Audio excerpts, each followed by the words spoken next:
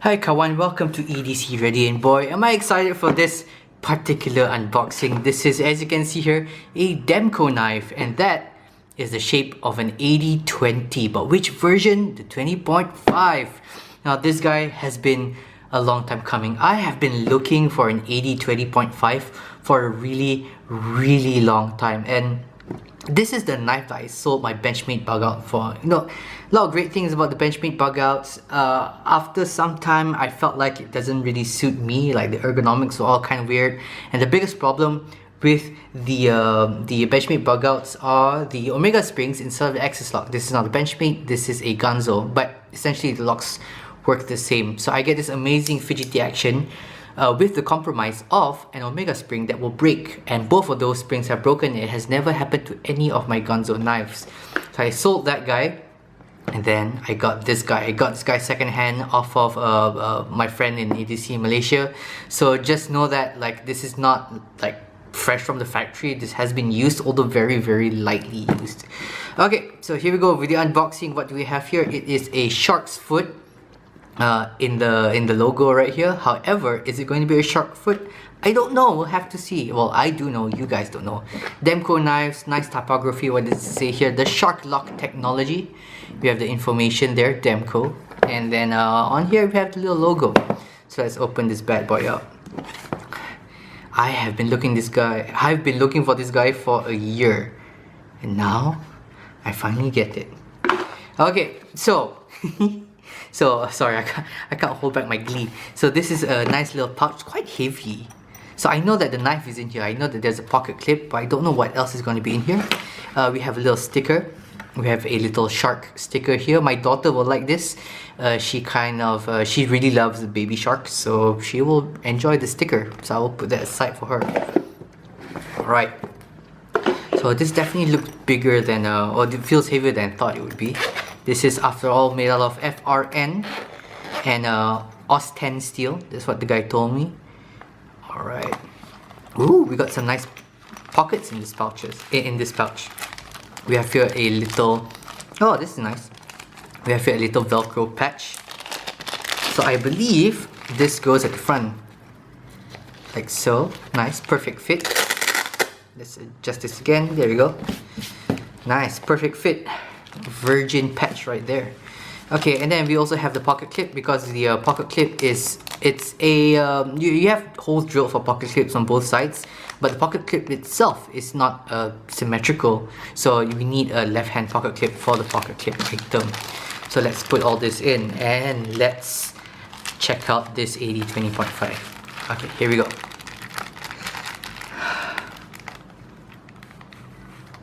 Oh yeah. Wrapped in a lot of plastic. Okay, here we go. Put that aside. Okay, let's just take it out. Now, it has been opened, so hence why the plastic has been cut open. Oh yeah, look at that. Okay, look at that. I love this green. Now, I have other green knives. I do love OD green. I really like it. I think it's a follover from my paintball days. So I do have quite a few knives that has OD green on it, and overall I do like green on my EDC gear. Okay, so first impressions. Wow, this texturing is a lot rougher than I thought it would be. I thought this would be a little bit slipperier because it is FRN, but it's quite textured. I would say that. Okay, so the Para 3 lightweight, which actually the comparison here is going to be quite nice. A lot of good things to compare back and forth between these two. Para 3 lightweight is slipperier in one direction and a lot rougher in the other direction. This guy, a lot more consistent roughness in those directions, although in this direction is a lot more slippery because, well, that's where the grooves lined up.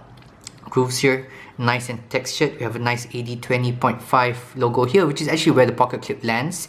Speaking of that pocket clip, here's what I mean by it not being symmetrical. So this will not flip over to this side, so hence the other pocket clip. The clip itself is quite a shallow carry, which I'm going to be buying a deep carry pocket clip for that. But this little piece right here is quite shallow, so it's actually going to be tough to get under this. Yeah, it's going to be a little bit tough to get under this to lift it up. Okay, and also it might be a little bit tough to get this over the seam of your pants if you're the kind of person that likes to just push your pocket clips into your pants. I like to go under. and lift and then push in and then release. So yeah, that's not ideal, but let's go around the rest of the knife. Let's see now. We have pivot screws, T6, T6, T6, I think a T10. It looks pretty big. Demko knives on that side. We have some nice jimping on the back right here. Doesn't really stand out, but you can definitely feel it adding a little bit of texture there.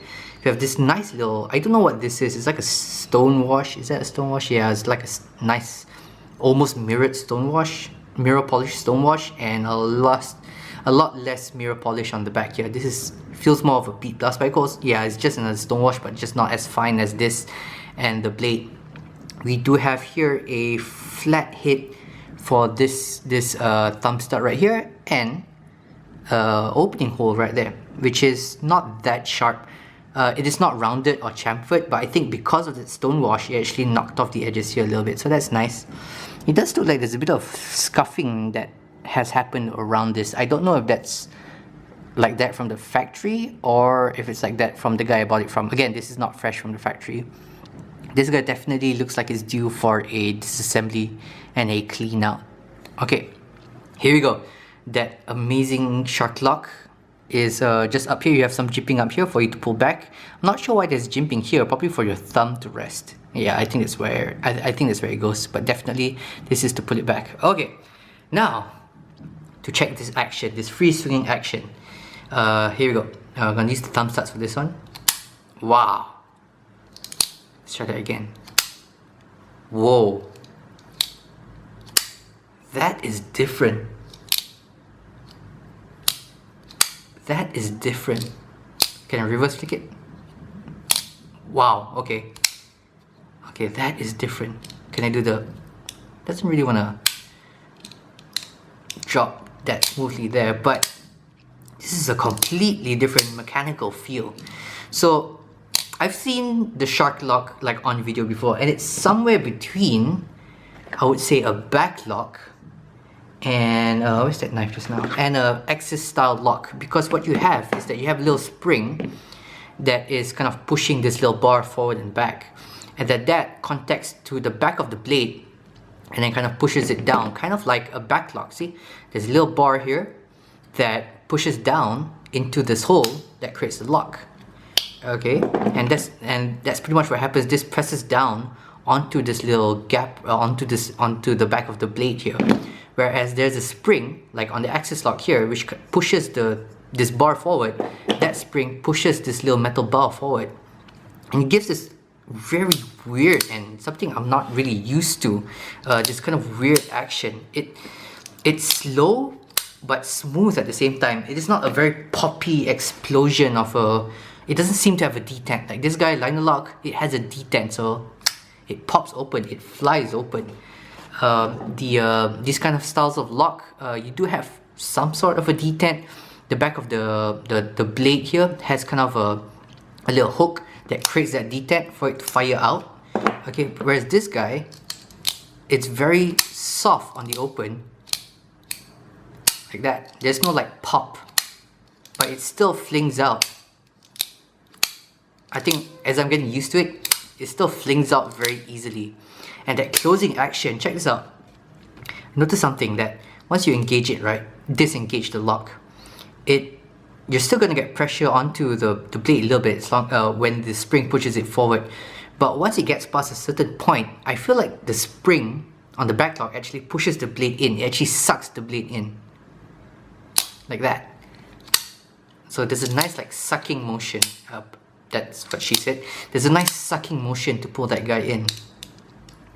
I expected this drop to be a little bit smoother, but it doesn't really want to drop that well in that way. Okay, definitely meant to be more of a swing shut rather than a... Oh, it does drop shut. Wow, okay.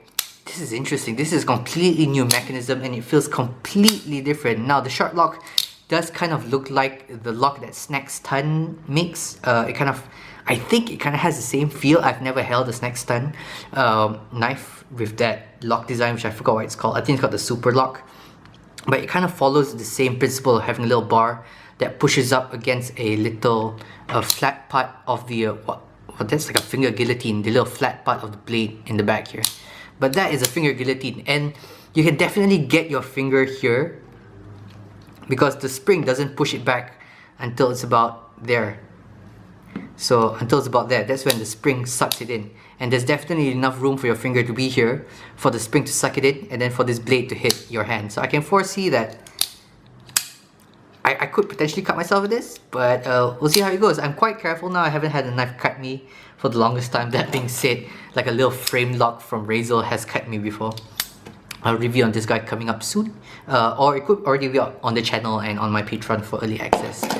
But wow, okay, the knife is surprisingly thin. I didn't expect it to be this thin. It feels like Benchmade bug out thin, maybe slightly thicker. Let's see now. Yeah, it's about the same thickness as this Quiet Carry Waypoint, which in itself is a very thin knife. So I didn't expect that. The blade thickness is actually surprisingly thick for such a thin overall handle grip.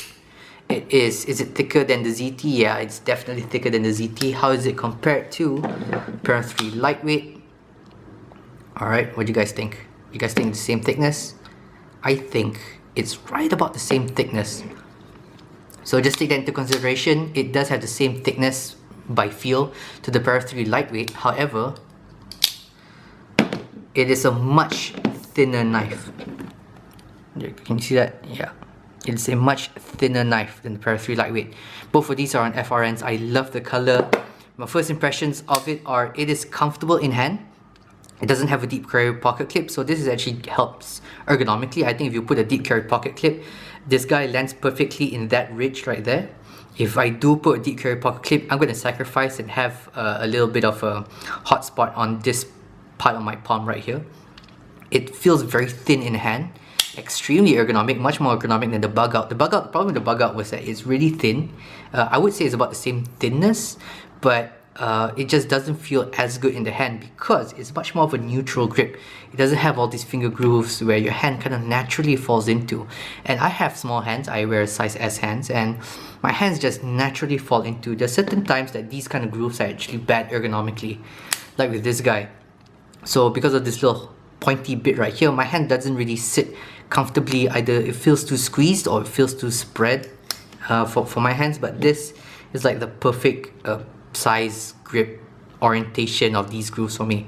My index finger goes here, the rest of my 3 fingers goes there quite comfortably, and my first impressions are this is actually more comfortable than the Para 3 lightweight, which is saying a lot because this is one of the best ergonomic knives there is out there.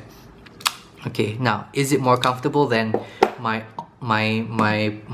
optimum ergonomic knife, which is the Native 5 Salt? It actually feels very similar to the Native 5 Salt. Now, I'm not using the finger choil. There is a bit of a finger choil here, although it does feel like there's a bit of a risk of it slipping onto the blade, which I do want to avoid. But holding it like this, if you choke up, the Native 5 Salt is more comfortable.